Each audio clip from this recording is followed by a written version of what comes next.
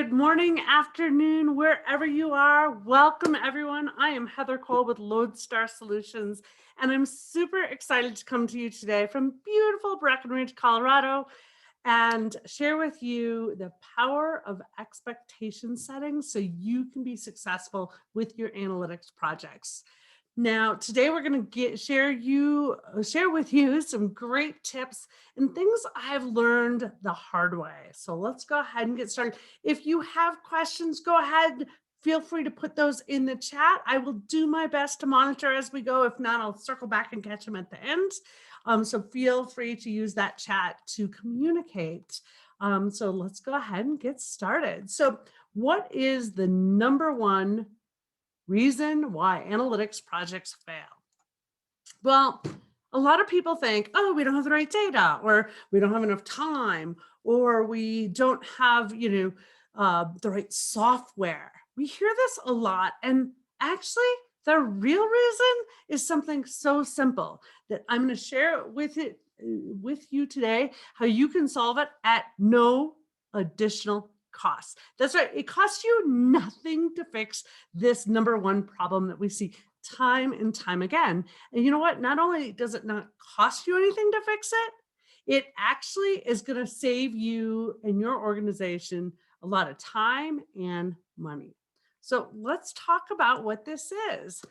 In my experience, so many of you have worked with me and you know that I've been in technology and in this space for, believe it or not, it's really over 30 years.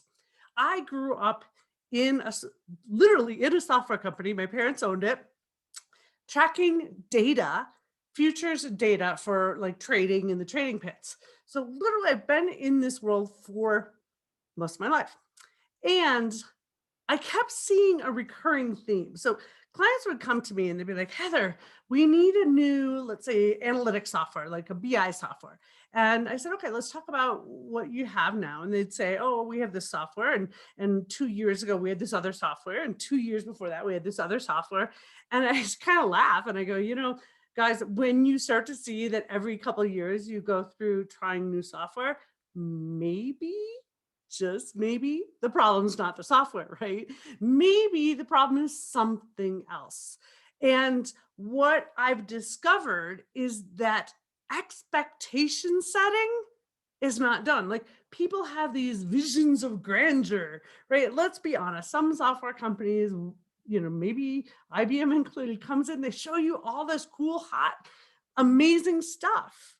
And then you start implementing and you don't get that amazing stuff right away because you got to do the foundational layer. Maybe you got to fix the data. Maybe you got to collect the data. And what happens is, by not setting expectations all along the way, I call it stacking, right? From day one, here's the chunk one, this is the steps, then chunk two, and so forth. There's only one reason in life why someone is disappointed. That's right. This is like the meaning of life, right? This is Heather's rule of life. There's only one reason why we're ever disappointed in an event, in a person, is because our expectations were not met or exceeded. Think about it. Maybe you went through a McDonald's drive-through today and you went to get a cup of coffee and you asked for 6 creams and a couple sugars and they didn't put it in your bag. Now you're really upset, right? You're like, oh, this is how I like my coffee. And your expectation was when you asked for it, you'd get it, right? Again, only reason why anyone's ever disappointed is that their expectations weren't met or exceeded. So I had this client one time down in South Florida, and I got the sense they had been a long time BI client, and I got the sense that the CFO was not exactly happy with the progress. So I called him up and I said, hey, can we have a meeting? I kind of get the feeling like you don't feel you've gotten the bang out of your implementation costs and your software. And I'd like to just have a really open discussion about this. He's like, you're right. I'm not happy. Come on down. So I went down there and I met with him and I said, so what does success look like to you? And write this down, guys. This is your first question you're going to ask your executives or your end users. What does success look like to you? And he goes, oh, Man, I just want a dashboard. I want a simple dashboard that has the information I want, and I want it like this. And I said, wait, wait, wait, stop a second. Grabbed my notebook, handed it to him. So, can you sketch that out? Like, just sketch it out, like physically write it out. And he kind of did. And I said, oh, this is fabulous. I said, so I want to get this straight. If I can get your BI team to deliver this to you, you're going to consider this a success. This is what you want. And he's like, absolutely, absolutely. But they keep saying they're delivering stuff, and it never works, and it's not what I want. And I said, okay. So if I can get this to you in by the end of the quarter, like in 3 months, would this be good? Oh, that'd be fabulous. That'd be fabulous. Now I kind of knew that they already had the data and they kind of had a lot of this done. They just didn't do it in the format that was in his brain. And so I went back to the BI team who had also vented that the CFO never uses their stuff, right? Because they're like, we build stuff and he never uses it. Well, there was this expectation he had, but he had never really clarified it or communicated it to the BI team. So they were guessing, they were assuming, I think this is what he means. And they didn't go and ask. And then when things aren't possible, reframe those expectations. So what we did is we sat them down. We said, we're going to get you, sit down with him. We're going to draw it out, gave him markers, colored markers to draw it out. Like, how do you see this looking? And he's sketching it out. And he's like, yeah, that's it. They were able to deliver that within a couple of weeks, not months. And he was ecstatic. It was that simple to get the expectations exceeded. So think about that as you work, especially with your executives, but also your end users. We're going to teach you some other tricks today that you can implement immediately to help with this expectation setting. But the great thing is it doesn't cost a dime. It's kind of a muscle. It takes a little bit of practice because candidly, we're kind of scared to ask sometimes. And we have to be really conscious of our active listening. Now, I'm going to call all you analytic people out there because I'm one of you. I have this problem when someone says, Heather, I got a problem. You know what I do? I start solving. My brain's like, and I'm like, okay, I'm going to solve this problem. And what happens is I stop listening. I'm like, ooh, the data's over here and I can pull it here and I can do this. And I stop listening. And so I really have to concentrate when I meet with people, just take notes. I try and remember the first day that I started with a new software company. Years ago, I worked for a company called Lawson Software as a financial consultant implementing ERP systems. And the first time I was in front of a client, they kind of threw me solo. Now, it wasn't supposed to be that way, but someone was sick. And I remember thinking, oh God, I know nothing. Like I knew how the software worked, but how to take what they wanted and apply it and build it, that part hadn't developed yet. So I sat there the first day and I'm listening and I'm asking just a million questions. I'm writing it all down, like, right. Like, I have no clue. And then I went back to my hotel that room that night and just figured out how to transpose that into structure of the software. And I got to tell you, that was the best day of my abilities in active listening. Like, I was amazing active listener because I didn't try to solve anything because I didn't know how to solve anything. So try and remember that day in your life where you were like feeling like a fish out of water and you had to really take a lot of notes, and try and do that every day. So what really happens here is that when we don't clarify expectations, there's a lot of fogginess, right? And in that fog comes confusion. And I always like to say, it's like hiking in the woods. So if you've ever hiked in the woods, if it's been foggy or it starts to get dark and you get a little lost, sometimes you can't find the road, the path. What happens is you start spinning in circles. This is how people get lost in the woods, right? And they never get to where they're trying to go. And I think that happens to a lot of our analytic clients that don't have clearly defined expectations. And this kind of starts with trying to start your analytic roadmap. Now, I did an earlier session last month on how to build your analytic roadmap. So if you haven't seen that, we'll make sure that you guys have access to that. But making certain that we clear that fog, put some light on it, and set expectations of what's actually doable. Now, if you're a hiker, you know that you can only, especially in the mountains and altitude, you can only do so many miles a day, right? You're not going to go, oh, I'm the first day in the mountains at 10,000 feet. I think go walk 25 miles. Like, that's not going to happen. We have to set realistic expectations. And sometimes that means pulling the reins back a little and saying, what can we do in this period of time and prioritizing this? And I always say in analytics, if you focus on how can this initiative or this dashboard or this project make or save the company money, either directly or indirectly, you're going to be in a good spot. Because at the end of the day, that's what we're all trying to do, is trying to, now, if you're a nonprofit, maybe it's how many people you serve, but for the most part, how do we make or save the organization money? So think about that. Now, some of you may be in the process of evaluating software. Now, I always say, even in the evaluation process, you want to set expectations of what that process is. I I'm horrible in the kitchen. Like, I can burn water. I've burned it many times. I'm very good at burning water. My husband is a fabulous cook. And I'm always like, if I have to get in the kitchen, I need to have a recipe. Like, I need step by step. And don't use these big words that I don't know what they mean, like blanch. I'm like, I don't know what that means. But give me step by step directions, right? All of your projects, whether it's an evaluation process where you're like, oh, we're going to look at different vendors, write down the process and share it with everyone. Say, I believe this is what we should do. Is everyone in agreement? Because if there's steps that your organization requires and you miss them, guess what? It's going to stall the whole thing. No different than in a project. If there's certain people that have to review before go live, you need to know who those people are and when they're taking vacation and all of that good stuff, right? So really figure out how you can create roadmaps and make it very easy for your end users and your executives to love your work product.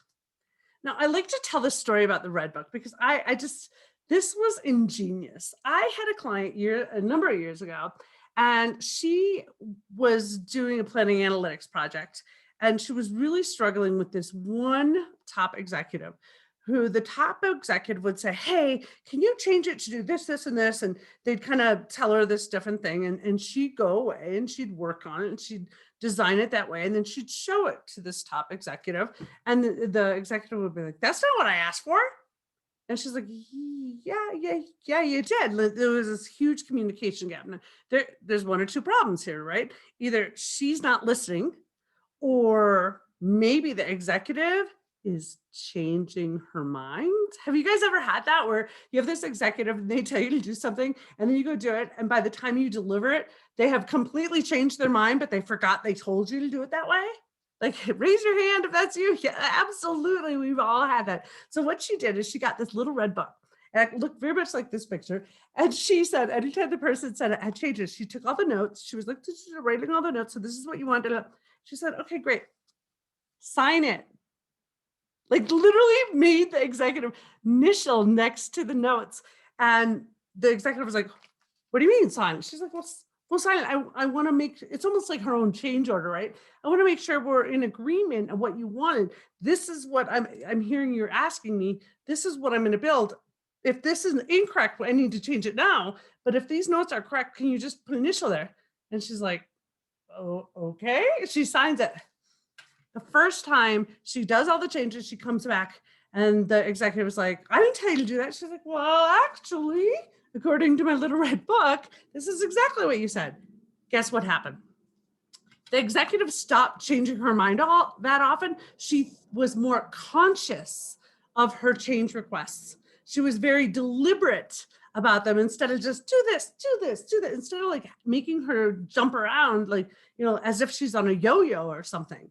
And I thought this was brilliant because I think all of us can learn from this, of kind of holding people accountable to their change. Now, there's a number of ways that you can do this and to limit changes. Another thing that I like to coach my clients on is when people ask for changes. A lot of times you'll get a request, let's say from a CFO, hey, can you change this report? Da, da, da.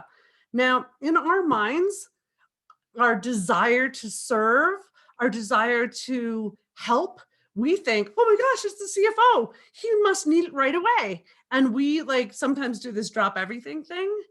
And guess what? That's absolutely not what you should be doing.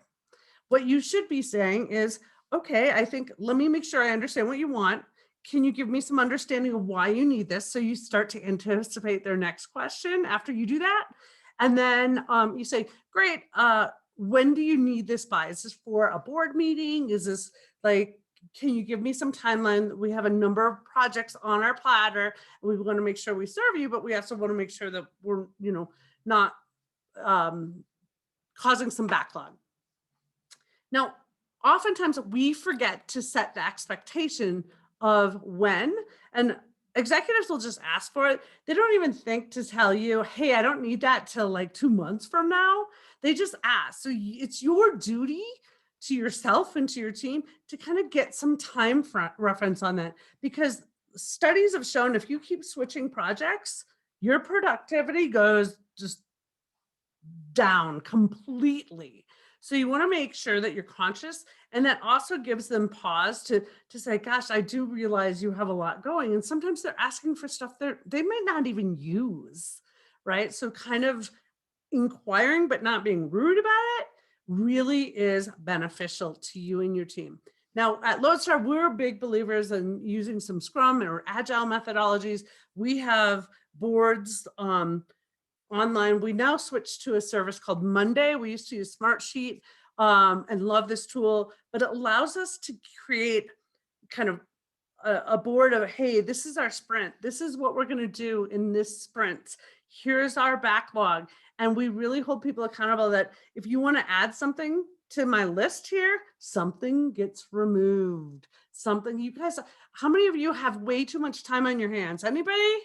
No, nobody has too much time on their hands, right? You have to protect your time like it's sacred, right? And to way to do this is to say, hey, we're happy to deliver this for you, but what do you want us to remove? Because we have a timeline, right? When people know that you have a process to this, but their ideas are being heard and that they get on the board, they will still appreciate that, right? They'll understand and have that expectation. You're controlling it. You're not, some of us hate to say no. And actually, no is one of the most empowering words on the planet. I have a sister who likes to overcommit herself. She would get so busy doing volunteer work that she was not a nice person, to the point that her kids are like, mom's going crazy. She's pulling all-nighters for charity work. So for Christmas one year, I went to Michael's and I bought these letters, those wood letters, and I painted them all nice. And I wrapped them up in a nice box with tissue paper. And I empowered her with the word no. Well, my world, she opens it up and she's just like, you gave me on? And I'm like, oh, no. Like, but I literally had her put it in the kitchen to remind herself and to count how many times a day she's actually saying no, right? When you say no, you're setting expectations. Now, there's some things we can't say no to, right? But if we give pause to some of the others, we might actually reduce a lot of stress and increase our productivity, because we're going to start working on the things that really matter, the needle movers. So a next step that you want to do is when things go south, or when things change, or when the unforeseeable becomes seeable, what you want to do is reframe those expectations. Now, this is really simple to do. Now, let's say you were at work and you were supposed to be home at 5 and your spouse has the kids all day and he or she is like, okay, you're going to be home at 5, right? Because I got yoga or I got something else going on. And you're like, yeah. And then 4:30 comes around and you suddenly get called into this meeting and you're like, oh, I guess, and you kind of forget and you're like, oh, there's a couple ways you could do this. You could actually just show up late. How's that going to work for you? Right? Like you show up late, your spouse misses their yoga class, they're stressed out, probably not the best thing, right? But if you just reframe expectations, so you say, I'm sorry, in the meetings, like, we're going to run a little late. Can I get 1 minute to make a quick call or send a quick text. You're like, hey, honey, sorry, meeting running late. Not going to be home till 7. Really sorry. I'll bring dinner home. Right. So if you reframe those expectations, he or she is not going to be as angry. They may still be disappointed, but they're not going to be like raging mad as if they're pacing by the front door with their yoga stuff and you're not there, right? So just think about reframing those expectations. Now, this takes courage, guys. The first couple of times, if you haven't been doing this with your executives and say, "Hey, Bob, I think we need to set some more realistic expectations. We lost a team member. They're out for a month, or they were injured in a bicycle accident. They were short staffed. Can we readdress the schedule?" Like having that is going to make everyone that works with you love you because they know that you're going to help protect them as well as the project. Now, I would say there's a common misstep that I see in analytics all the time. And this misstep, what it is that people like they have this software, whatever it is, whether you have, IBM Cognos or you have some other software, and they're like, hey, you know, this isn't doing what we need it to do. We're going to switch. We're going to move to Power BI or we're going to move to Tableau or something. And so they start this exercise, but they don't actually stop and do a recon of where they're at. I had a client the other day call us, and they are on 8.3 of Cognos Analytics. Now, I think this was no longer supported like 6 years ago. And they kind of said, yeah, we're evaluating software. I'm like, yeah, you should be evaluating software because it's like you driving a 1990s car, but you've been paying for support that could give you the 2021 Telluride, right? Like you could have the best without paying a lot more, but people aren't taking the time to go look at what they already own. And if they upgraded it to the latest version, all the new functionality. We're seeing this time and time again. I had some clients that said they were moving and they're like, in a year, we're going to be off this platform. 5 years later, they're still on the platform. And now they're coming back and saying, maybe we should really assess what that software can do for you. So if you're one of those that your executive team's like, switch to this, let's talk because you really want to set proper expectations because more than likely the tool that you're in is probably fabulous, right? And you probably just haven't used a lot of the new functionality because this thing called life gets in the way and you keep having to just kind of do your daily job and not able to get the bigger, broader picture.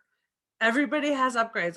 IBM Cognos comes out with upgrades like every quarter, and they're fabulous. They have some really good stuff. But if you're not planning time to implement those new tools, again, it's like I look at software in that you have this car. If you had this car and it was really cool back in the 90s, but now, I mean, now we have Bluetooth and auto braking and lane assist. And I think my car actually, the wheel shakes if you start to go over the line or if you put the blinker on and there's someone in your blind spot, it like shakes the wheel. Like, how crazy is that?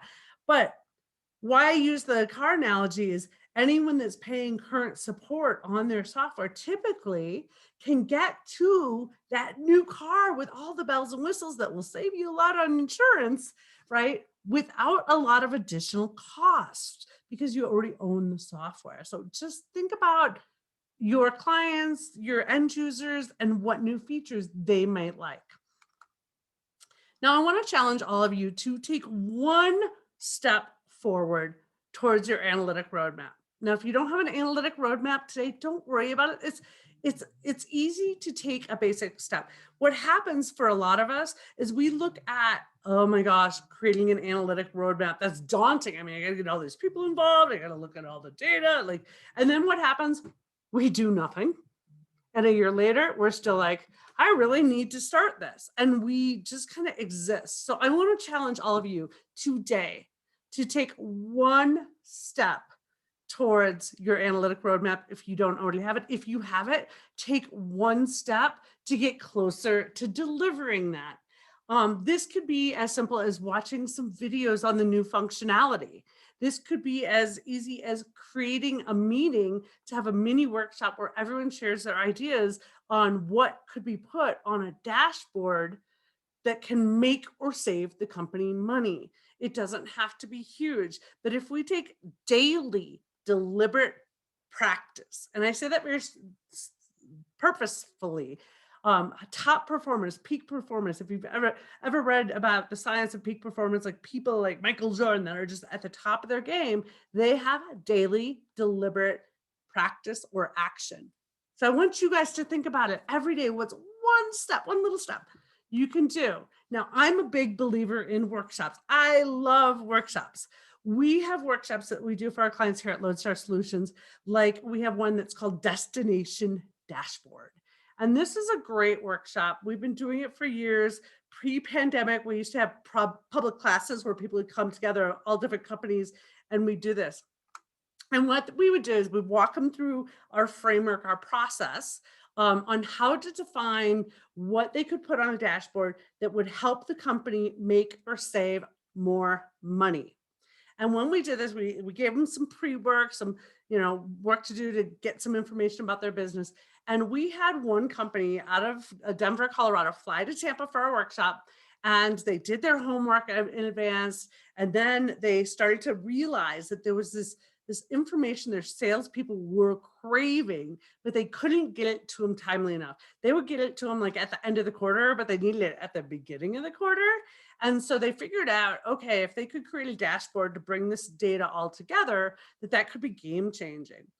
They went and ran the numbers. They went back to the salespeople and they asked the salespeople what they thought about it.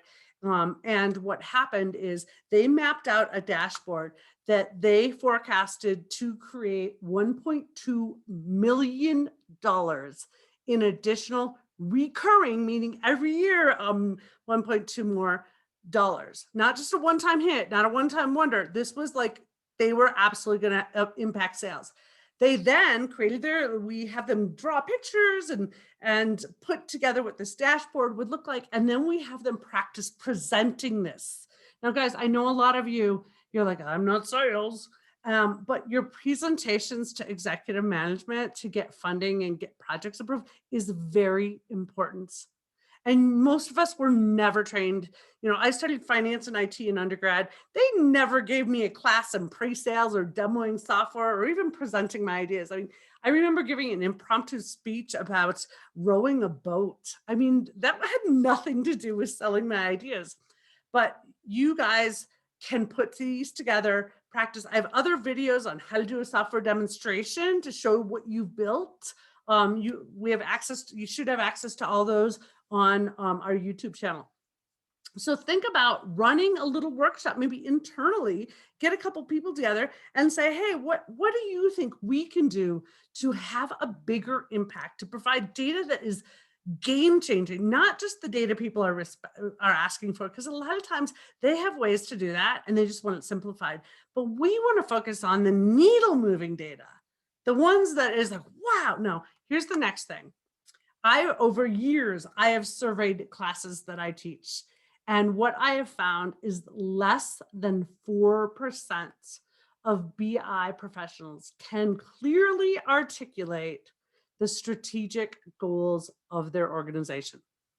Think about that. Okay, so it's like your executives have told you to run a marathon and you're supposed to run this marathon, but they never tell you where the start line is, where the finish line is, or the course, but they expect you to finish in record time.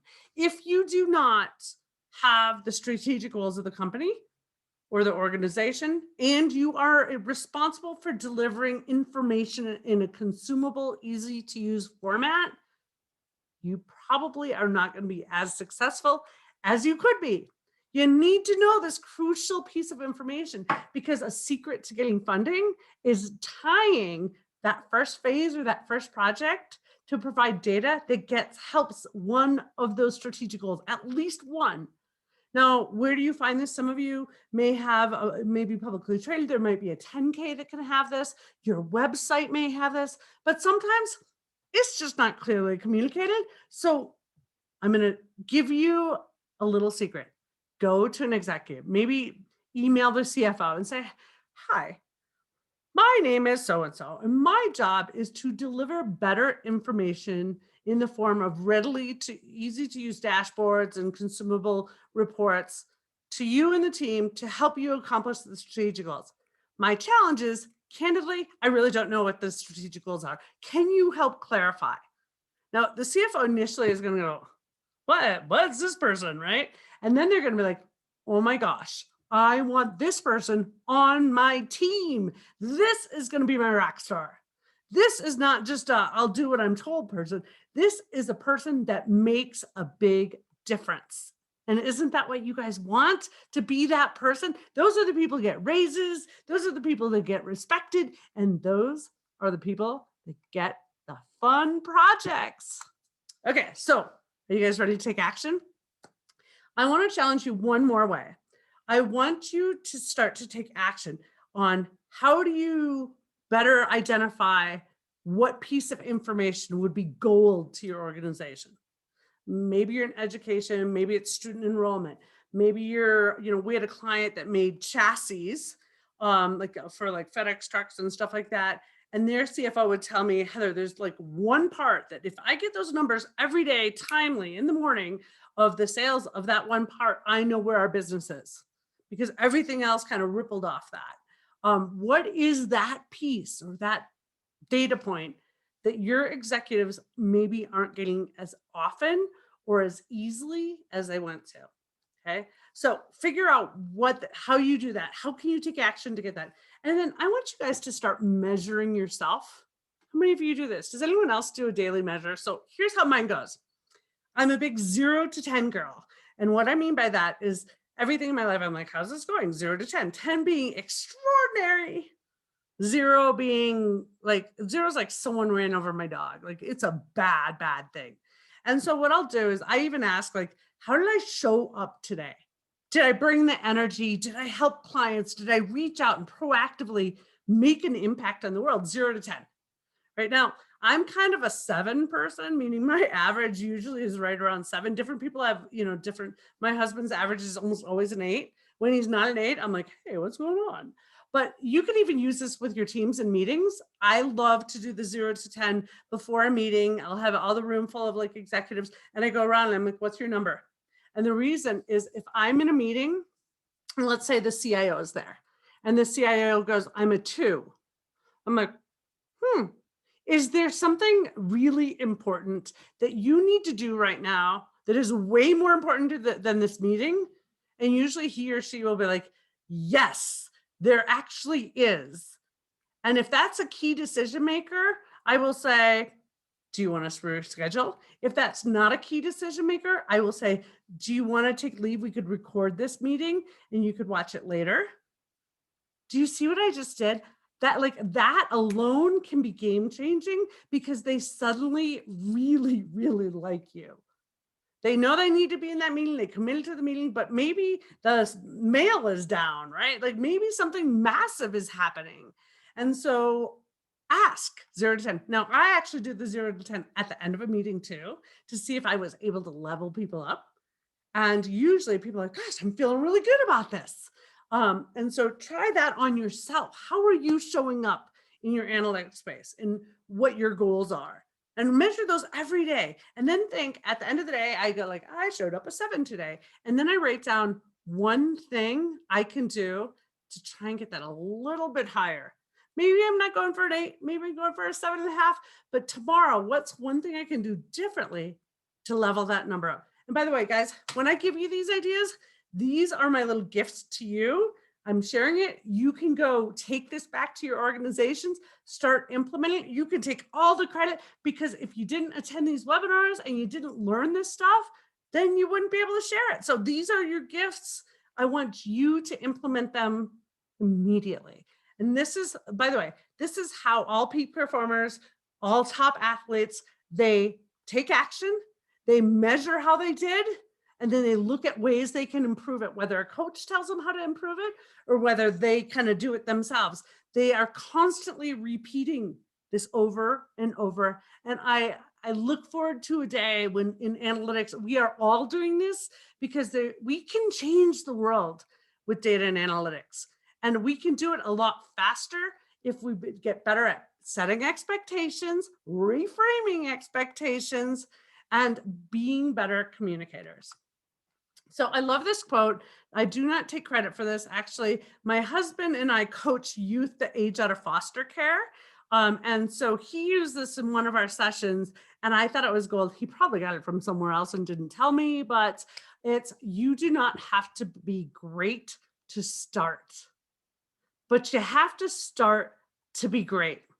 So start looking at you, your team, everyone. How are you guys starting? And how are you measuring yourself? And you're already a step closer than you were an hour ago. So for that, I applaud you guys. I look forward to seeing you. Hopefully you found some great information on this. If you got one nugget, I always say when I attend a webinar, if I get one nugget of information I can use, then it's game changing. So I hope I gave you a couple nuggets today. If you have any questions, feel free to go ahead and put those in the chat box. I also have my contact information here. It's Heather Cole. If you're on LinkedIn and want to, and not already connected with me, make sure you put the L in there, because sometimes I'm hard to find. There's a lot of Heather Coles out there.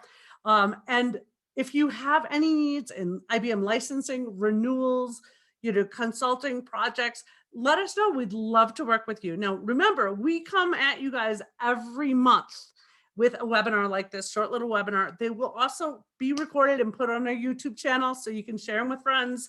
Next month, we will be talking about how to get people not only to read your emails, but to take action on your emails. So this is a situation where maybe you've had a thing where you're trying to get IT to open up access to a database or something, and you send them emails and it never happens. And 6 months later, you're still trying to get access. I'm going to teach you a format and a methodology that works almost every time. So hopefully we will see you next month. We look forward to it then. If you have any feedback on this webinar, please do me a favor, shoot me an email or put it in chat. I only get better and I only improve with proper feedback. So thanks everyone. Have a fabulous day. Cheers.